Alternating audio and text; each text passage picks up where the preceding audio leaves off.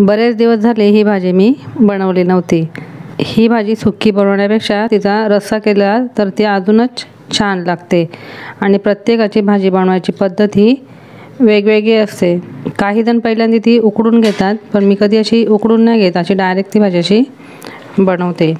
पहिल्यांदा तेलावर जर लसूण टाकला तर ती अजूनच छान लागते। तर बघा मी पहिल्यांदा तेलामध्ये लसूण टाकलेलं आहे, कांदा टाकलाय, कढीपत्ता टाकून घेतलेला आहे आणि आता हे मसाले टाकलेत। व्यवस्थित असे परतवून घेतल्यानंतर त्याच्यामध्ये आपण आता ते सुक्का आता मी वाटण टाकणार आहे।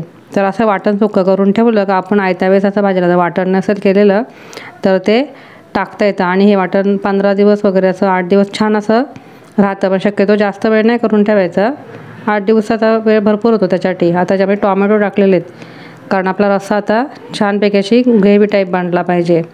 व्यवस्थित परतल्यानंतर आता हे भिजवलेले वाटाणे टाकलेले आहेत। आता वाटाणे हे अगदी व्यवस्थित असे परतवून घ्यायचे आहेत आणि याच्यामध्ये आपण टाकणार आहेत बटाटा। तर कोण कोण अशा प्रकारची भाजी करतं ते मला कमेंट करून सांगा। आणि जर माझे व्हिडिओ तुम्हाला आवडत असेल तर चॅनलला लाईक, शेअर आणि सबस्क्राईब करा। आता बघा असं व्यवस्थित परतल्यानंतर त्याच्यावर आपण झाकण ठेवणार आहेत, जेणेकरून त्याला वाफ येईल आणि छान आपली रश्शाला अशी तर येईल। आणि आता आवश्यकतेनुसार आपण याच्यामध्ये आता पाणी टाकणार आहेत। हो, पण तुम्हाला सगळ्यांना मला महिला दिनाच्या शुभेच्छा द्यायच्याच राहिल्यात, तर सर्वांना महिला दिनाच्या हार्दिक शुभेच्छा।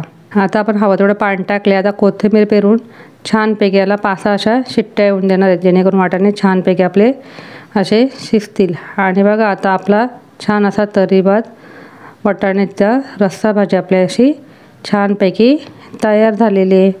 चला मग, येत आहे ना खायला? या मग।